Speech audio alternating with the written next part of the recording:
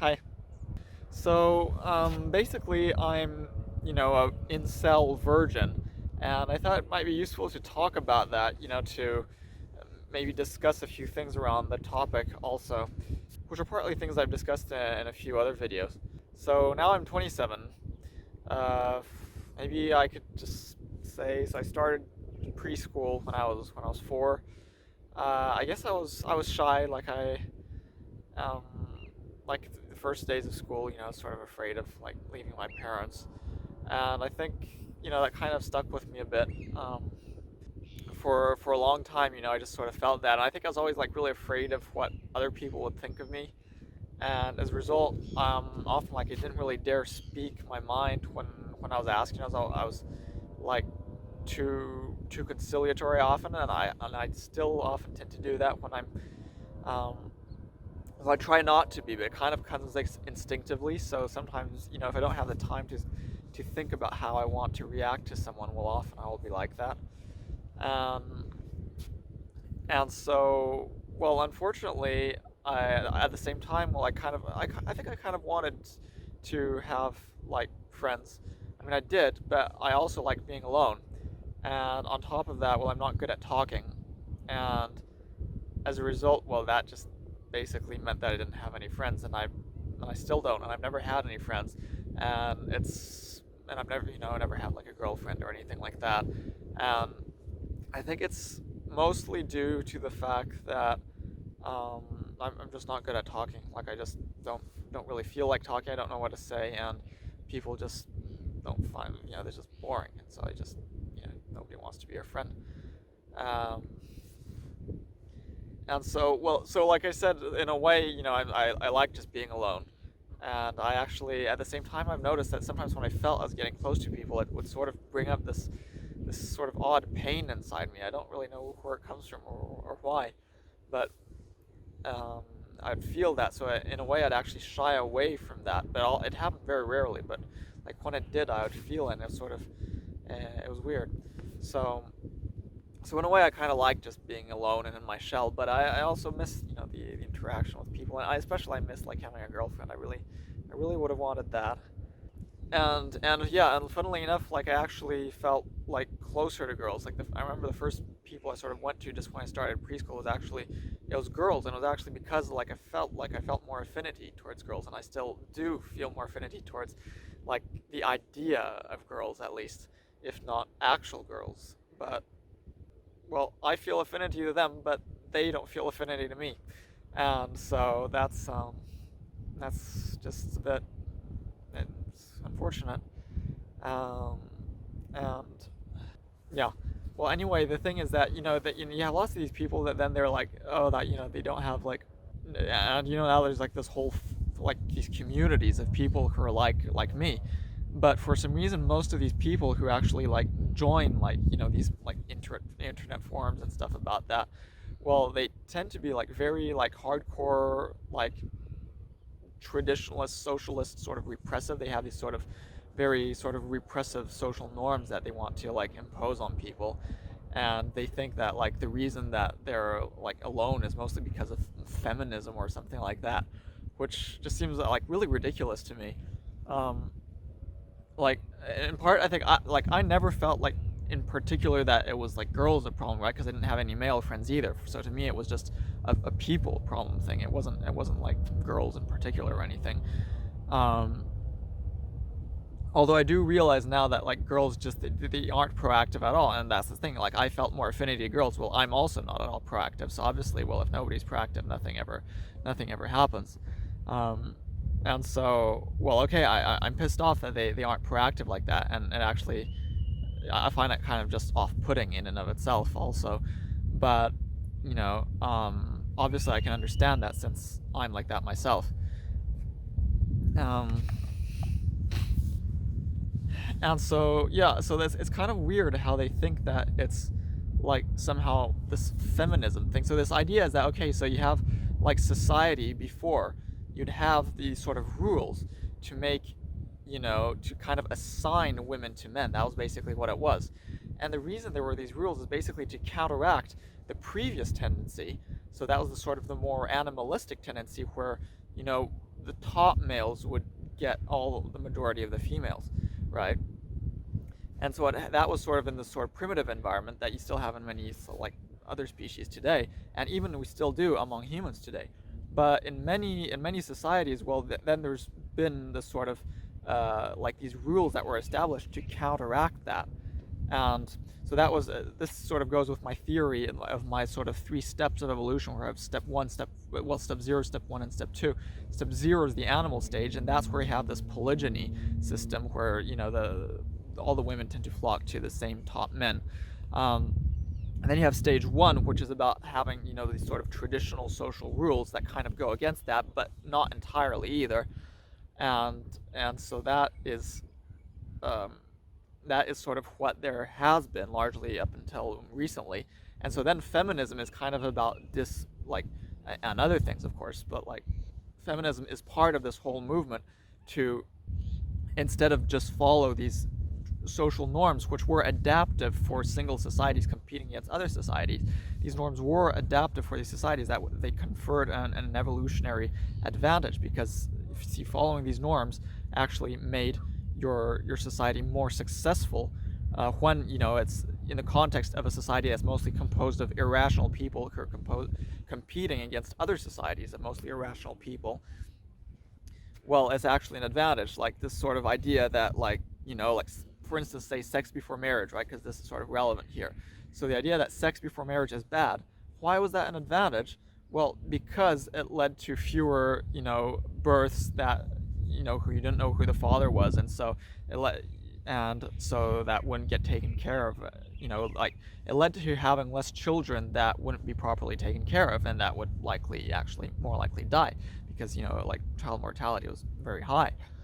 And so as a result, it was actually advantageous for societies to counteract this tendency for polygyny. It was actually better to have people in a more nuclear family model, where you just had like a husband and wife kind of situation, because then the kids would be better taken care of, and also like the women themselves would be better taken care of, and the men too. So it was just overall, it was just much much more advantageous for society to do that, and that is why that happened. Is like the societies that did that were the ones that survived, and so that's why we ended up with that.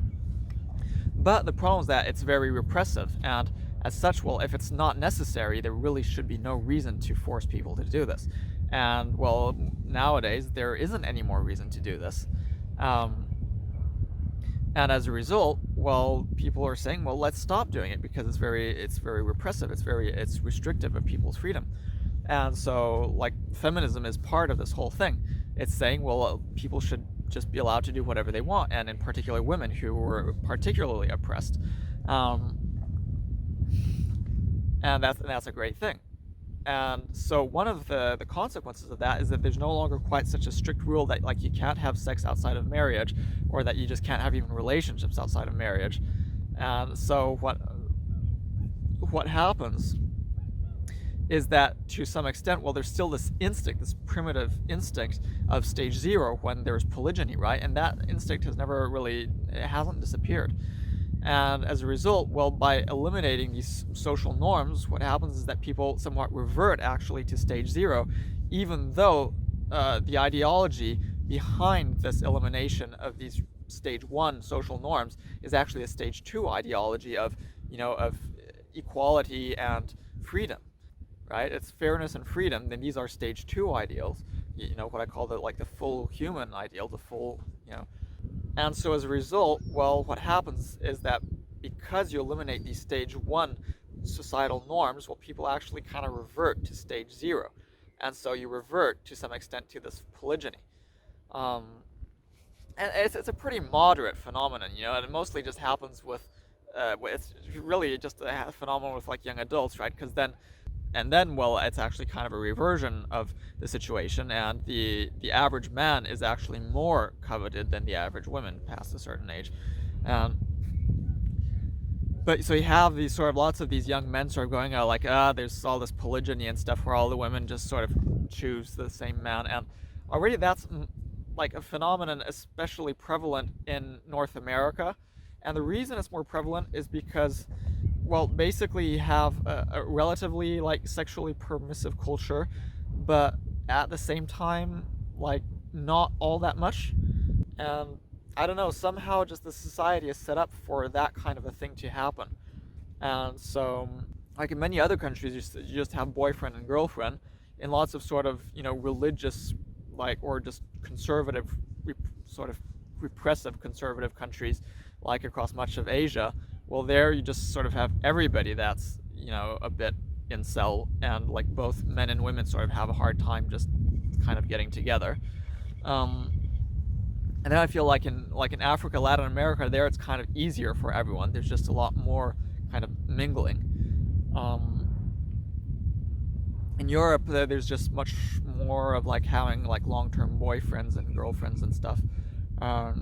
So I don't feel like I've been in Europe, and so I don't really feel that like this polygyny issue was really the reason why I was alone.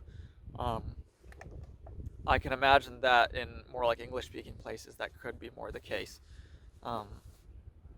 But for me, it was more that like like in Europe, it's more about like having a social circle, and then you meet people through those social circle. But like obviously, I don't have that. I don't have friends, so obviously that I can't meet new people through that. You like the rich get richer and the poor stay poor, and so yeah, that's why I am like alone. So I provided a kind of explanation for that, and really these these people who want to revert to this oppression of women, they're just really terrible. I really hate that. And like they really say like we should just like shame women for being allowed to do whatever they want. We should like, they're like anti-abortion, right? But they're also just anti-contraception. And so of course, well, some women still just want to do stuff outside of wedlock, or even just not have kids in marriage and stuff. And then like, so they have sex, and then they don't have access to contraception, and they get pregnant, and then many of them still want to get an abortion, and they do, and then they just have illegal abortions, and with sometimes they die from it, or even if they don't, they still tend to have like worse health outcomes from it. So I mean, this is really terrible. I mean, I can understand that you can find abortion a bit like disturbing, and I do a bit too. You think about it, it's troubling. And I would say that you should really do it like as soon as possible, because the more you wait, the more it just becomes a baby. Like babies can already become like viable at about 5 months of gestation. Some of them, like just real very early premature babies can actually survive about at that age. So at that point, if you're aborting at that age, you're actually just committing infanticide. So I mean, it's disturbing. I'm not saying necessarily that it's the wrong thing to do, but I think we should, as much as possible, just avoid having women get into that situation at all. I think it's probably, I think about doing it, I imagine myself doing it. I think it's pretty traumatic, it's pretty like, it's kind of weird. And so, well, the way I see it is like, if you do it like really early, like just an embryo, just a bunch of cells, so that really isn't anything. So okay, there's still this potential that it could become into someone, so it's still kind of disturbing for that. But then once you've actually got like, an actual fetus, then it really is kind of a person already. And so that becomes a bit more disturbing. But still, so obviously I support people's right to have an abortion, but at the same time I also recognize that people find it disturbing, and I do too. And as a result, well, I think we should, as much as possible, just help women avoid being in that situation, avoid ever requiring to have an abortion. So editing this, I'm realizing that there are a few extra points I'd like to make. So the first point is that they often frame the idea of abortion as being a woman's choice, right? And I agree, sure, you should be allowed to do anything you want with your body. Like, say you want to have a tattoo. Well, we certainly shouldn't make that illegal, right? But the problem is that all these anti-abortion people are not actually using the right argument. Because when it comes to abortion, it's not just the woman, it's also the other person that's living inside the woman, right? So, I mean, it's not just the woman's right, it's also the fetus's right. And that's why this whole sort of framing of like, it's a woman's choice and you have to let women have their choice is not actually taking the whole thing into account. And that's why, I often say that like these more like lefty, or in the US you'd call liberal people, well, they tend to have overall better ideas, but they often don't really even understand why. They don't really have a proper, solid, rational understanding, a rational justification of why they support those policies or why those policies are better.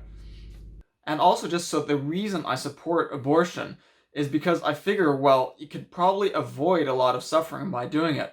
By having a baby, an unwanted baby, well, the mother is gonna set herself up for a lot of just, unwanted issues and a lot of unwanted difficulties. And also, we're, bringing into the world this child also who will also end up living a difficult life and, potentially being just unwanted. And it might be just better to just end it before it's hardly began, right? So that is why I think we should still favor it, because I think it leads to overall better outcomes in certain cases. But it's true that overall I think we should strive as much as possible to do it as early as possible. So I was in Switzerland, right, and the limit is at 3 months after the last menses, so it's actually just like 2.5 months of actual development. And that seems like pretty fair, because like less than that you wouldn't, you just don't have the time to do it, because it already takes you a certain amount of time to realize that you're pregnant. But yeah, I think definitely like just having a free-for-all for abortion up right until to the end, that's a bit much. Except, barring the cases where like the mother's like life is in danger, or if somehow the mother didn't know that she was pregnant. In most cases, I would say that's pretty unlikely. And then, of course, there's just this whole idea that you should like shame women for having sex out of wedlock, no matter what, And then there's also this idea that you should, like, of course, like shame homosexuals. You should shame, like, it's just so silly, and you should even ban it, and like maybe like in the past you'd even have fines. In the past, what you'd even like execute people for like doing stuff like that. They're completely crazy, and so like to me, all this sort of social conservatism is really terrible, because it's not really social conservatism, it's social oppression. Like, it's not just traditionalism, it's enforcement of traditionalism. See, like this so-called like liberals or progressives or whatever, they're not saying like everybody has to like live in a homosexual relationship or a polyamorous relationship or something. No, all they're saying is that people should be allowed to live in the way they want, and these sort of social conservatives, all they're saying is that they don't want to let people in the way they want. So it's not at all like equivalent positions. One, it's freedom, and one, it's coercion. So just like it's really pretty terrible to be a social conservative.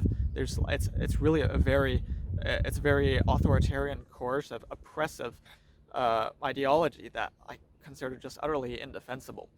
I mean, if you're a social conservative, imagine somebody saying like you have to be in a homosexual relationship. Okay, that's what it would be like. That's what you're saying. It's the equivalent. It's just as utterly coercive. Just to make myself a little bit clearer, a social conservative is not the opposite of a social liberal. The opposite of social conservative would be a person who would force you to be, for instance, like I said, in a homosexual relationship, or, in a polyamorous relationship, or any other sort of non-standard thing. Or, no, more specifically, it would force you to be in a very particular type. It would probably force you to just be in, like, say, a homosexual relationship. Or it would maybe force you to be, like, specifically in a 4 adult person relationship. Like, just some very specific thing. That would be the opposite of social conservatism, because that is the equivalent. That you want to do that, just a different version of that. You just want to force people into a very specific model. Social liberalism is not saying you have to live in any kind of model. You're saying you should be allowed to choose the model you want. So social liberalism is about freedom, and social conservatism is about coercion. And in fact, social liberalism is about saying, well, if you want to have your traditional model that the conservatives love, well, you can do that. You're perfectly free to have your traditional nuclear family with a, husband who works and wife who stays at home, and your 3 kids who are all obedient. You can have all that, Nobody's saying you can't. Nobody's saying you can't have that. So that's why it makes no sense. It's just you want to force everyone to have that and not let anyone do anything else. That's all social conservatism is. So okay, so we recognize that like social liberalism is much better, that we should just let people do whatever they want. But then of course it does still lead to like some imperfect outcomes, or like there's still frustration and lots of unhappiness that remains, and in part like like my predicament and like many other people. um, and so what do I suggest to improve that? Because like you can say like, okay, well, so we've got social liberalism, but there's still lots of people that aren't satisfied with being allowed to do what they want, because they largely because they're not able to find like satisfactory relationships with other people. um, and so my position on that is that we should basically go and modify people's genes. We should actually, in embryos, or just like right at the, single cell stage or whatever, or just a couple of cells, you just change the genetic code of the embryo. So ideally, it would just be like a zygote, which is like one cell, or I don't know, whatever is easiest to do. You modify, you do a targeted genetic modification once we have the requisite technology, which is not going to be for quite a long time. But once we do, and once we know exactly how to modify genes to have a desired outcome, desired, you know, biological expression, desired phenotype. So what I recommend doing is to change people's minds. So like much of the reason that like people so the reason people don't like me, is because I don't talk a lot. So maybe we could already like change people to be like more tolerant of like people who don't talk. That, I mean, I'm sure there's like a fair amount of like there's probably a biological substrate to that. So we could modify that to just be more tolerant of all sorts of different type of people. um, and then a major issue is physical unattractiveness. So that can be solved in two ways, and I actually advocate for solving them in both ways. So basically, uh, firstly, we can just modify people biologically to conform to our current standards of attractiveness. And of course, well, the problem is that there is a fair amount of variability in attractiveness standards, even though there's like the standards are largely shared, but there's still a fair amount of divergence between people. So that kind of is an issue. And the second thing we can do is to also modify again people's genes to change their standards, to broaden their standards, so that they can just find more people attractive. And so by doing all that, well, that should enable us to, to better to to allow people to just have finally satisfactory relationships, because more people will want to be with them. Okay, and then what we can also do with genetic engineering in embryos is to eliminate many diseases. What we can do is eliminate aging. So, like, we can do a lot of things. So we can do a lot of things. And another thing I suggested doing is also eliminate, as much as possible, eliminate irrationality, and also like eliminate non-omnibenevolence, like eliminate people's tendency to not care about others. Uh, and so this can, I'm sure, because like people's minds are determined by their brains, and the brains are biological structures that are determined by genes. So so this can absolutely be done. I'm sure of it. I mean, obviously not now and not for a long time, but at some point it will be. It will become possible. I would be surprised if it wasn't possible.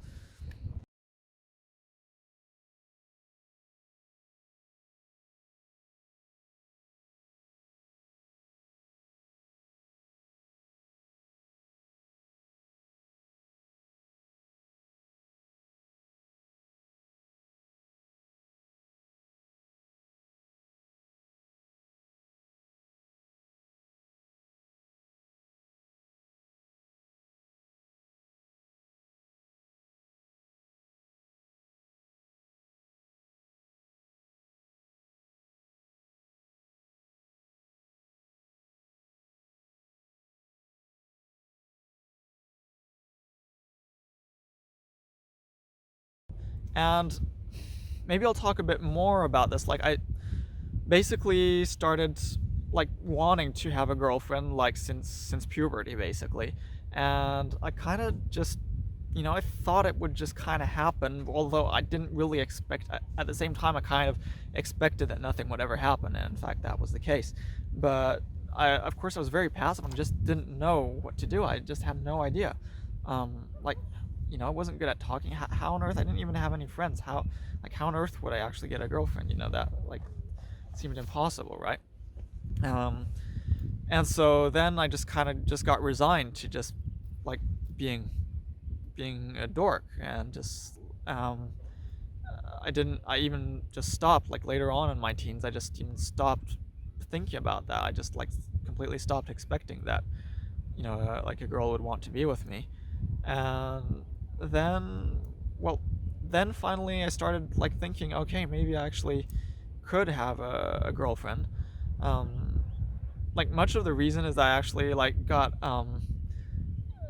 like had this anxiety about like well, it's sort of weird anyway. Okay, well, just to make more sense, I'll just briefly explain that the anxiety was caused by largely by sort of spatial things, like seeing that I was on a sphere that was going around this other much bigger, incredibly hot sphere, and would do this within just a single year. And also that then just beyond all that, there was still even much greater expanses of just space.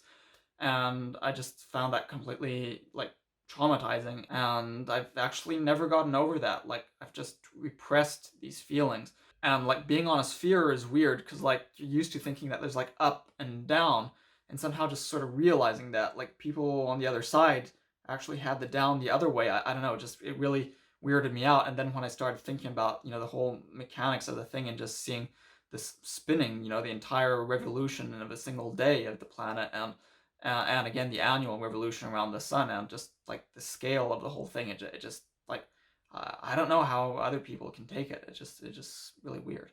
But I started to I took this pill to help me sleep, because otherwise I'm just like too wired and stressed to be able to properly sleep. Um, and so as a result, it felt like I was being like fake, like I wasn't really being a real person, because I had to I rely on this thing just to be able to function properly. And so that's also part of the reason why I was like like I'm not even real, so there's not even any point of like having a girlfriend, because it wouldn't actually be really like living it. And so then finally I realized I actually didn't need to take this anymore. After quite a few years I realized this, and so I went off it. And the reason I didn't get off it sooner is because actually I had just this huge rebound effect. And so if I didn't take it just one night, I wouldn't sleep at all, and I felt terrible. And it actually took me 3 months to wean off of it. And then I started like wanting to, again, thinking, okay, I'd like to have a girlfriend.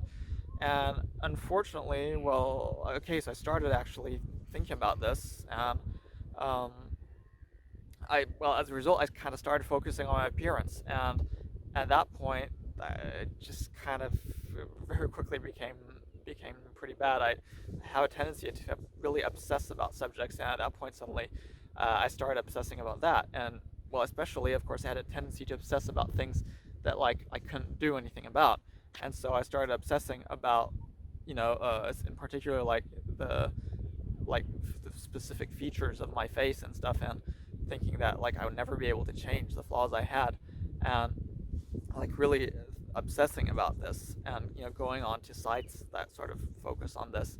um, and it was like really unhealthy and obsessive. I just couldn't get away from that, and just couldn't get like couldn't get over the fact that like there are lots of people who are better looking than me, and who as such I felt like they actually kind of legitimately like should have a girlfriend. Like I was thinking, like, why should anybody want to be with me when there are lots of more attractive people? Like it does. Like I started thinking like it doesn't make sense. Like I can understand why nobody would want to be with me. Like even if I managed to be sort of a smooth talker or something, well, there'd always be this fact that I I had like all these flaws. And so, and I obsessed about this then for years, in my 20s. um, and like then I got to the point where there's this idea that you can push your tongue against the roof of your mouth, and that kind of like would push your bones forward. And so I did that for a year, and it actually backfired, and it actually started shrinking, and like my my upper jaw actually shrank. It sort of did the opposite of what I was supposed to do. So that was not fun. And so like yeah, yeah. And then like after a while, I like just more recently, I kind of just got more sick of the whole thing, and just stopped thinking of it quite as much. And also, well, at the same time, well, I didn't just do that. I also decided I actually try doing things. So I tried this day gaming thing. I tried, I, I tried going towards, I tried actually like doing something. And so in practice, what I tried doing is what they call this cold approach, where you just go towards like people you don't know and just like be quite direct and just say like, okay, I'd like to like have a girlfriend or something, and so that's what I tried doing, and it was like I didn't really know what to do, because like in some instances, okay, I tried just more like having a conversation with somebody and hoping that then that would sort of lead to something more, and other times I was really more direct and saying like more like, I'm looking for a girlfriend, would you like to go on a date?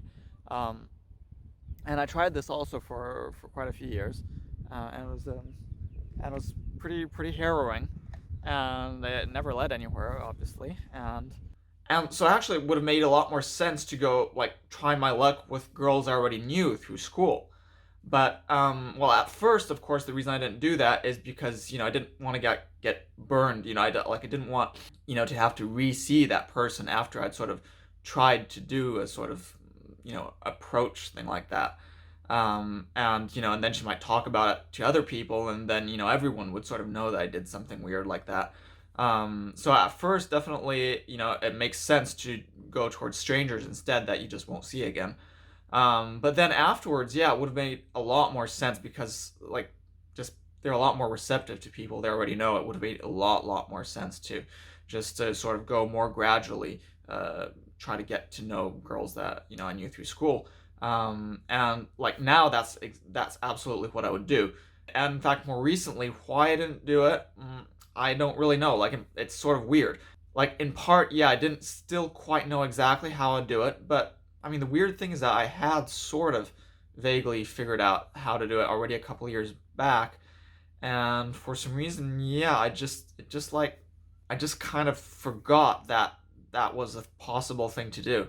In part, maybe because lots of the sort of advice that you see on internet is more precisely for women that you don't know, so maybe I just kind of focused on that kind of a mindset, and I just kind of forgot that you could actually try to just get to know better people that you already know. So it did sort of give me a bit more, well, boldness and a, I guess, a superficial confidence, like not actual confidence, but more just like an ability to just kind of accept, or just like being used to being rejected. But it's pretty hard, because like I always really feared rejection, and like I always really disliked it, and so it's pretty tough on me. And what it did is just actually also just fuel my resentment towards women, and to the extent that, yeah, like sometimes if I'd sort of think about it, or I'd like feel this really intense like frustration and hatred, and like if I think about it, I can still kind of I can wind myself up to feel like that, and sometimes I like almost do it just like kind of on purpose, so like I can definitely understand where all these like then these women hater people, I can understand why they're like that. I mean, I'm one myself, basically. I mean, I do in in a certain way. I guess I hate women, but I hate men too, just because. And that's another thing I mentioned in the previous video, is that like gender stereotypes just like are wrong. Like both men and women are like stereotypes. Like if you act in a way that's like recognizably like very like a man or like a woman, well, there's probably something a bit wrong with you, actually, because what it means, well, because basically the stereotypical man and the stereotypical woman, well, they both have like flaws. Like the stereotypical man is like excessively like domineering and aggressive, and the stereotypical woman, well, is kind of irrational and fickle, and kind of also tends to like these obnoxious, domineering, aggressive men. And so as a result, well, I just don't think that I just don't think it's really good to like be like too much of a stereotype. And so like on the one hand, yeah, I have this sort of, instinctive hatred towards like all these people who like reject me, and and also like I've got resentment towards being rejected. I've also like feel this sort of envious resentment towards people who don't get rejected. And also just on an intellectual level, really just separate from all my emotions, well, I actually also recognize that it's like unhealthy to like act in these sort of overly stereotypical ways. And like I say, this is intellectually, like it's not because of this emotional bias that I have. I mean, because these are two separate things. Like even if I wasn't rejected by people, I would still say that it's kind of wrong to be too much of like a stereotype, and not just a stereotype of like your gender, but a stereotype of your nationality. You'll notice that like people from each country, they tend to act in a way that's sort of stereotypical of their country, or stereotypical of your age. One thing I notice is that as they age, well, people always tend to like really act like a stereotype of their particular age category, and it's just really weird. And it's actually the reason this happens is that people just are basically, they're conditioned not to act like in a particular way, but rather to act in a conformist way, whatever conformist is in for that particular person. They'll just act in concordance, and they'll be conformist towards whatever the other people around them act like, and the other people particularly of their own category. So they'll, if you're like a Bolivian man of 50 years, well, you'll act like other men around you, the Bolivian men of 50 years. And if you're an Iraqi woman of 15 years old, well, you'll act like other 15-year-old Iraqi women, right? And you can really, like, you can tell that each of these sort of people, they act in kind of all the same way mostly. And I guess I don't like, I don't feel like I act like a stereotypical woman or a stereotypical man. I don't act like a stereotypical person of my sort of multiple nationalities, and I don't act like a stereotype of my age group either. Like I've kind of always been like this, like since I was a kid. Like I haven't really changed much. I haven't really changed since I was a kid, and like I wasn't all that much of a typical kid. I wasn't all that much of a typical teenager. I'm not all that much of a typical adult. And I think that's actually a good thing, because it means, because I'm not just acting in a conditioned fashion. I'm acting just like me, like I'm just not being a stereotype. I'm just acting in the sort of natural and also like a rational way. Like I'm not letting myself just be a stereotype. I'm just acting in the way that seems logical to me, and I think everybody should be like that, because it's just weird to be a stereotype. Like it doesn't make sense to me. It means that you're basically not allowing yourself to be natural. And see, I always, for a long time, I always thought like I'm inadequate, because I'm not being a stereotype. And actually now I finally come to realize, well, no, it's the others that are being weird by being a stereotype, and I'm actually being much more normal, not in the etymological sense, because it's not the norm to be like this, but like normal in the sense that the word is usually used in the like more like non-weird, like more like normal, as in the sense of the way things should be. So I'm mentioning the title that I want to solve the issue with eugenics, right? So obviously what I mean by that is targeted genetic engineering, not anything else. Obviously not the sort of Nazi-style eugenics of like either genocide or just like breeding or anything like that. No, that's not what I'm talking about. It's more like what people talk about, they call transhumanism, and it's this idea of just like improving people, and I think that's a good thing, and I think it would be silly not to go for it. So yeah, if you also are feeling like lonely and rejected, well, I think you should support this. You should support this idea of improving humans through genetic engineering, as well as just fostering a culture that's more tolerant of everyone, and just more rational and omnibenevolent. And another thing I forgot to mention is that actually, well, if we recognize that, differences in behavior between the sexes aren't desirable, then maybe we should just not have any differences between the sexes. I mean, like in the past, sure, maybe it was useful to have a division of labor because you could have men go out hunting without being encumbered by like being pregnant or something like that. So there it makes sense. But nowadays, there's no need for that. And meanwhile, nowadays, it's kind of unfair that women have to single-handedly bear the burden of gestation. It means they have to have 2 kids on average instead of 1 just for the population to be stable. And it's important to bear in mind that the existence of separate sexes is a result of inter-individual but intra-specific competition. It's a result of the fact that the woman's role, that the female's role in reproduction is much more of a burden on the organism. And in fact, it seems that originally when sexual reproduction first happened, most species tend to be hermaphroditic. They tended to just have both the male and the female function, and then just swap genes, and you just swap it'd be the sperm that would come from the male function, and that would go to the female function of another organism, and vice versa. And so what happened is that, well, it's a bit of a burden, this female function. I mean, it's much more. See, if you actually just use the male function, you can spread the semen to you can share it with lots of individuals. And if you just do that and avoid receiving other people's semen, and you avoid doing the female function, then you'll actually be much more successful genetically. You'll have much more descendants. And so if you do that, you'll have other descendants who have the same behavior, and so that will end up being perpetuated in your species.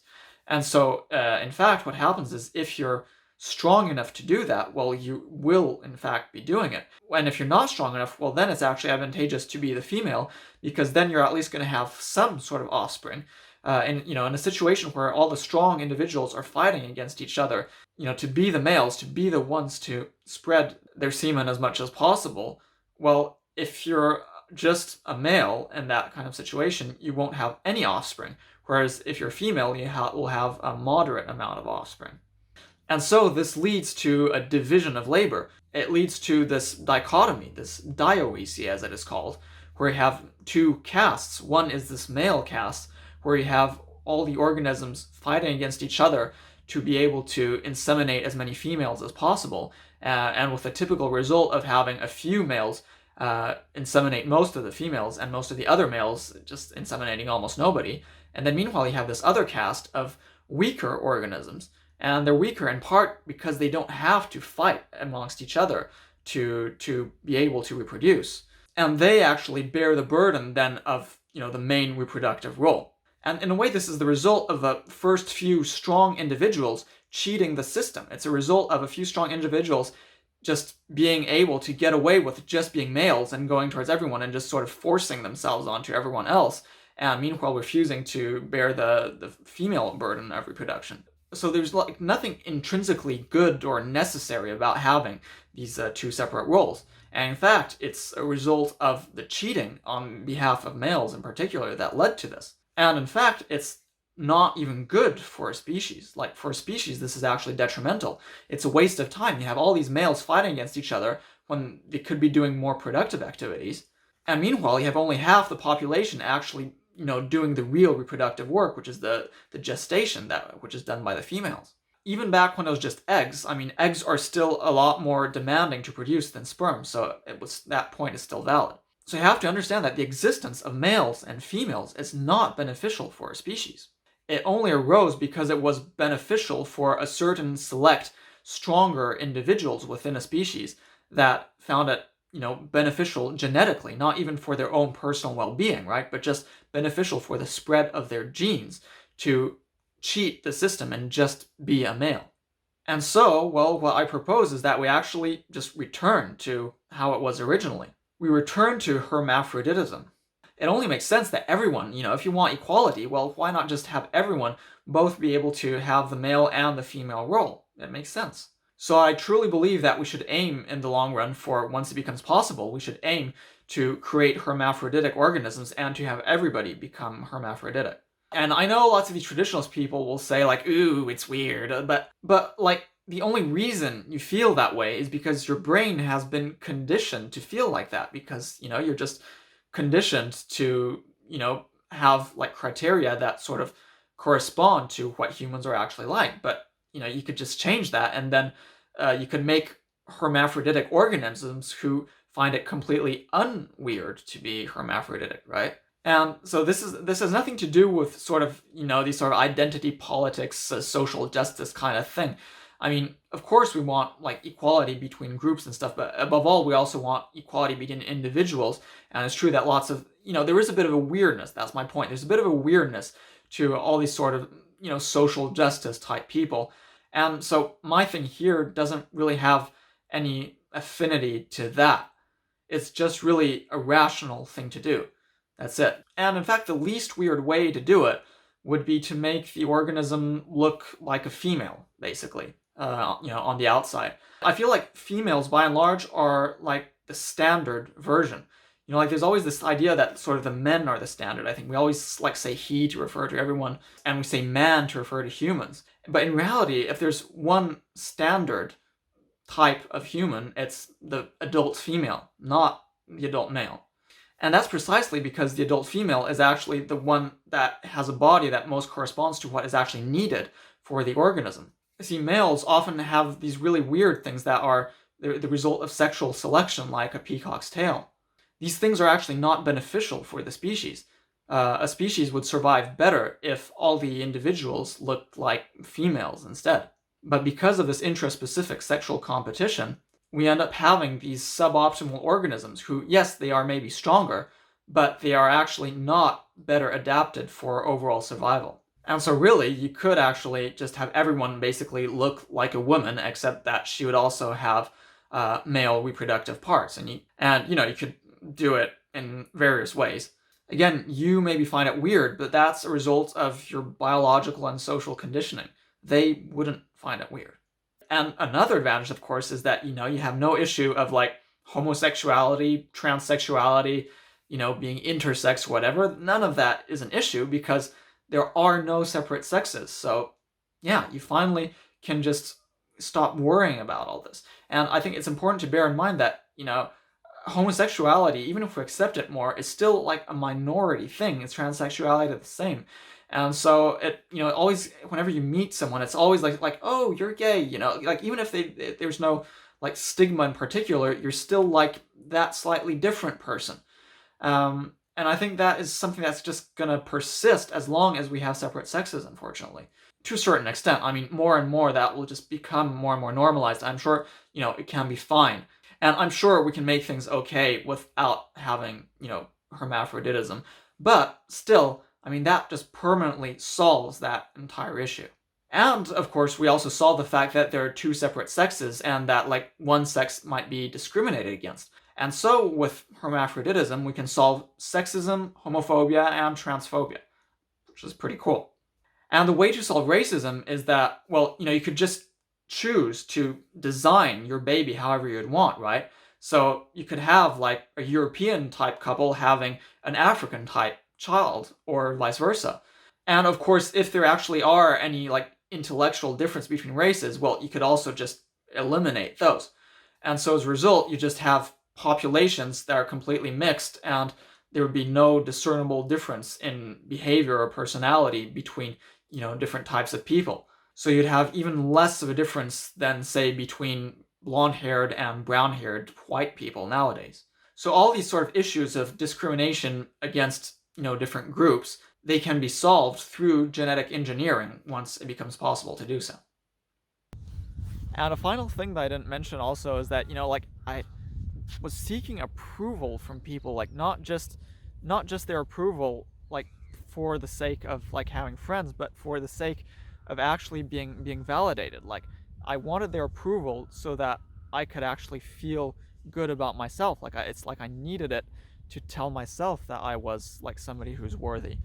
And so that's why it really hurt so much to be rejected by others, is because it felt like it was, it's not just that others didn't like me, but that I was unlikable and unworthy.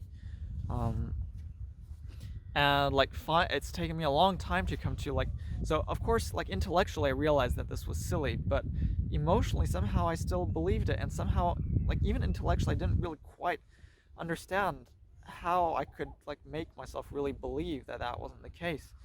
um and so like finally now I've, after a long time I've come to, be just to own my, who I am a bit more. Although, I mean, it's been a gradual process, and in a way, I wouldn't say that was necessarily even an improvement. Because this is, unfortunately, emotionally, I still haven't managed to process this, but at least intellectually now, I own this, in the sense that like I don't, the fact that people don't like me, well, I realize it has nothing to do with like my own worth. And in fact, well, I'm actually I'm actually a narcissist, intellectually, like in the sense that I actually think that I'm like better than people. Not like, and plenty of things I'm not, I'm not talented at many things. I'm not like particularly good at any, physical activity. I'm not all that smart or anything, but I'm better than people in the sense that I'm more rational, uh, and as a result, well, I can also know what like good and evil is better because I'm rational, and as a result, I'm actually able to like do the right thing where other people aren't able to do it because they just can't, they just aren't able to determine it because they aren't rational.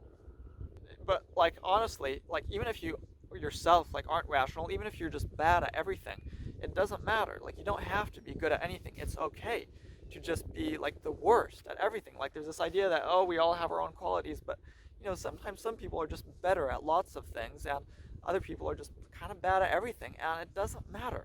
It doesn't matter if you like aren't good at anything, because like, you know it's meaningless. It's meaningless. Like who cares?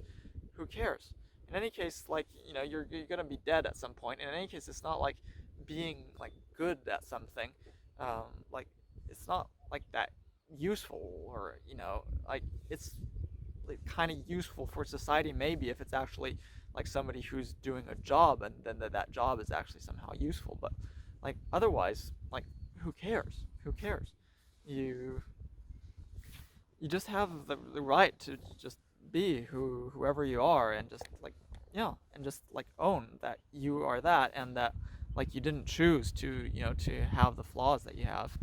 Um so I think, yeah, I think it's important to bear that in mind. And the tide is coming in really fast and gonna get flooded. It's weird. You can just, it's really coming because it's really flat, so it's really just, I can see it coming up. But yeah, you can just own it. You can own who you are, and don't feel apologetic. If people like don't like your people, like tell you you're bad, especially, or you know like kind of overtly reject you, don't take it to heart, and like don't actually believe that you like aren't worthy of even like being and having your place in the world. And another thing is also like waiting for people to like give me like the green light to do something. Like I was always waiting for somebody like to tell me that it was okay to speak, or that kind of thing. um I think that's another thing to bear in mind, is like don't wait for people's approval to do things. Like you just do them. Don't don't ask for their approval. Like obviously don't be obnoxious, don't be rude, don't be mean, but don't like not do something because you haven't received somebody's authorization to do it. Okay. um like, and I mean this is in a social context, right? Like you don't like wait to like start talking to people, or um and I'm saying this because I used to do this. So like you don't depend on people's approval for your own sense of like worth, and at the same time don't wait for their authorization to do things. Look at the tide here. It's crazy.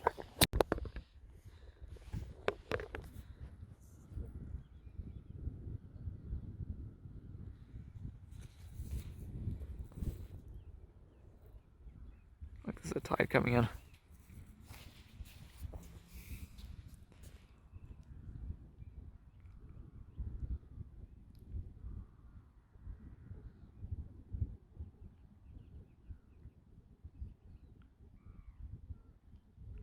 Look how fast it's coming in.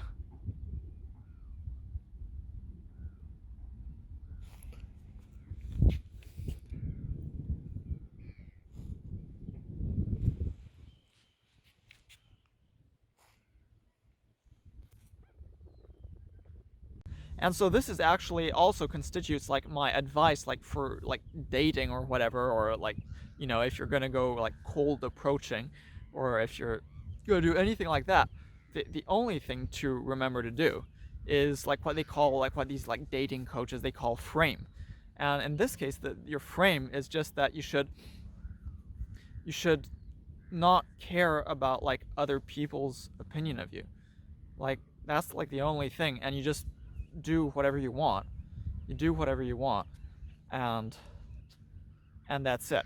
And of course, that's easier said than done. In reality, you are still gonna care a bit about what these people think about you, but as much as possible, just be like what you would be with somebody that you didn't care. If you were with someone whose opinion you didn't care about, just try to bear that in mind. And that doesn't mean they don't care about their well-being. You do care about their well-being. You care about their feelings. You care about like their happiness. But what you don't care is just about their opinion of you. If they have a poor opinion of you, that's okay. And as a result, you do everything that kind of stems from that. So you just act in a natural way, just stemming from that, and you just say whatever you feel like saying, and again, taking heed of others' feelings, right? So what you should do is you just try to be like not.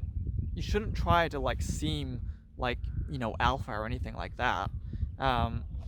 You shouldn't try to seem interesting. You shouldn't try to seem attractive.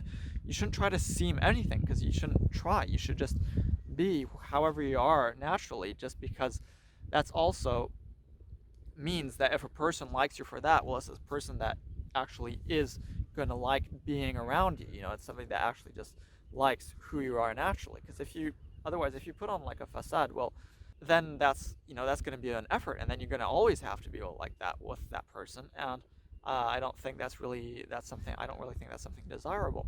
I don't think that's something healthy, and it's going to be tiring, and yet you're not going to like it. So what I actually do recommend instead is to just be in a way that just seems natural to you. And what I would say is that that's actually, in a way, you could see it as a selection process. Like if a person rejects you, it's actually that person was not meant for you. So in a way, you are also rejecting that other person. If the other person doesn't want you, well, you wouldn't want that person either. So don't worry. Like if you're rejected, it means that like you're also rejecting that person in a way. It's not necessarily going to make you the most successful.